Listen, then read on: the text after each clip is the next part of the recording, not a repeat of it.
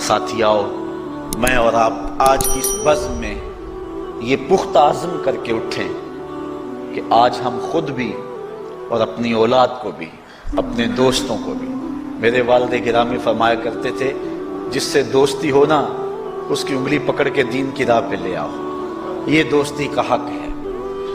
اس کے لیے آپ بہت کچھ کرتے ہیں لیکن اگر اس کو دین نہیں دیا تو کچھ بھی نہیں دیا۔ کوشش کرو میرا دوست ہو اور جہنم میں جائے۔ والدین بچے کے مستقبل کے لیے کتنی کوشش کرتے ہیں، لاکھوں روپیہ لگاتے ہیں مستقبل ٹھیک ہو جائے، کرتے ہیں کہ نہیں کرتے؟ یونیورسٹیوں کے اندر، کالجوں کے اندر کتنی بھاری فیسیں بھرتے ہیں، کیوں اتنا کچھ کیوں کر رہے ہو؟ میں نے دیکھا بوڑھا باپ اپنی کمر پہ بوریاں لاد کے مزدوری کرتا ہے، مائیں اپنا زیور بیچ رہی ہیں کہ اولاد پڑ جائے۔ میاں اتنا کچھ کیوں کر رہے ہو؟ جی مستقبل ٹھیک ہو جائے۔ یہ مستقبل کتنا ہے؟ 20-25 سال کا، اور جو اصل مستقبل ہے اس کی فکر ہی نہیں کسی کو۔ اصل مستقبل تو وہ ہے، اللہ اکبر، بیرون ملک جائے بیٹا تو ماں کہتی ہے بس دعا کرو کہ میرا بیٹا خیریت سے پہنچ جائے۔ بیٹی کی شادی کرتی ہے تو ماں کہتی ہے دعا کرو کہ اپنے گھر میں اس کو چین مل جائے۔ کسی کا انٹرویو ہوتا ہے، لوگ کہتے ہیں جناب دعا کرو کہ اس انٹرویو میں وہ کامیابی سے گزر جائے۔ میں کہتا ہوں جب قبر میں اترتا ہے پھر کسی نے آ کر کبھی نہیں کہا کہ دعا کرو مشکل گھڑی آ گئی ہے خیریت سے گزر جائے۔ اصل امتحان تو یہ ہے، اگر اس امتحان سے گزر گیا تو کامیابی اور بامرادی۔ یہ تھوڑا سا مستقبل دنیا کا، اس کے لیے ہم کتنے پیسے لگا دیتے ہیں، سب کچھ اولاد کو آتا ہے، ہر شے فر پڑھتے اور بولتے ہیں، دعائے قنوت بھی نہیں آتی ہوتی۔ تو ہم اپنی اولاد کے لیے دین کا تحفہ اس کو کبھی نہ چھوڑیں۔ اللہ اکبر، کوشش کریں، محنت کریں۔ حضور نبی رحمت صلی اللہ علیہ وآلہ وسلم نے ان بد عمل واعظین کی بات بھی کی ہے کہ جو لوگوں کو نیکی کا حکم دیتے ہیں خود اس پہ عمل نہیں کرتے۔ آج ہمارے کچھ واعظین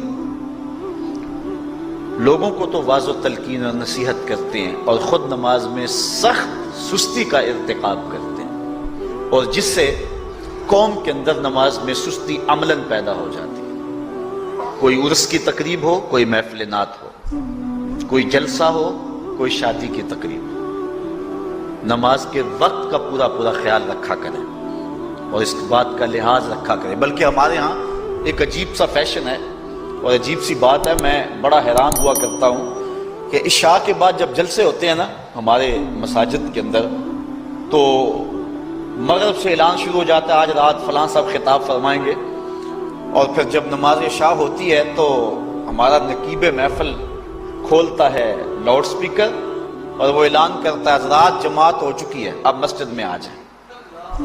یعنی یہ نماز کو ہلکا کرنے والی بات ہے۔ انہوں کو کہا جا رہا ہے کہ بلکہ بعض تو کہہ دیتے ہیں جس کا تمہیں ڈر تھا وہ گزر گئی ہے، اب آ جاؤ۔ کیا لینا ہے جلسے میں آ کر اگر نماز ہی نہیں پڑھنی ہے تو؟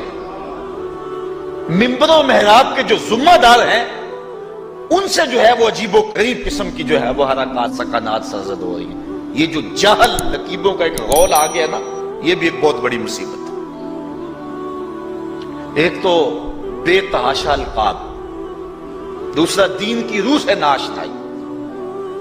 وہ کسی نے کہا تھا نا کہ پہلے حضرت غوث پاک ولی بناتے تھے، چور سے کتب بناتے تھے، آج کل ہم بناتے ہیں۔ کہا تم کیسے؟ کہا ہمیں پتا ہوتا ہے یہ چور بیٹھا ہوا ہے، کہتے ہیں غوث زمان اور کتب دوران۔ بے تحاشا اور بے تکا انداز، اور پھر دین کی روح سے یہ ناشنائی کہ باقاعدہ اعلان ہوتا ہے جناب جماعت ہو چکی اب تو آ جاؤ۔ تو کیا کرنا ہے ساری رات جاگ کے اگر عشاء کی نماز ہی نہیں پڑھی تو نماز کو ہلکا کیا گیا ہے۔ اسی طرح جلسہ لمبا ہو رہا ہے اور نماز کا وقت سکڑ رہا ہے۔ ان چیزوں کا التزام کرنا ہے، ہم نے کوشش کرنی ہے۔ اور یہ بھی ایک مصیبت ہے کہ دربار بڑا اونچا ہے اور مسجد کے اندر جانوروں کی بینٹیں پڑی ہوئی ہیں۔ حیثیت تو مسجد کی ہے، دربار کی تو ثانوی حیثیت ہے۔ دربار پہ 3 کروڑ روپیہ لگا ہوا ہے اور مسجد میں چٹائیاں بھی موجود نہیں۔ اپنے بھی خفا مجھ سے ہیں بیگانے بھی ناخوش، کہ زہر حلال کو کبھی کہہ نہ سکا کند، بات وہی کہتا ہوں سمجھتا ہوں جسے حق، میں ابلہ مسجد ہوں نہ تہذیب کا فرزند۔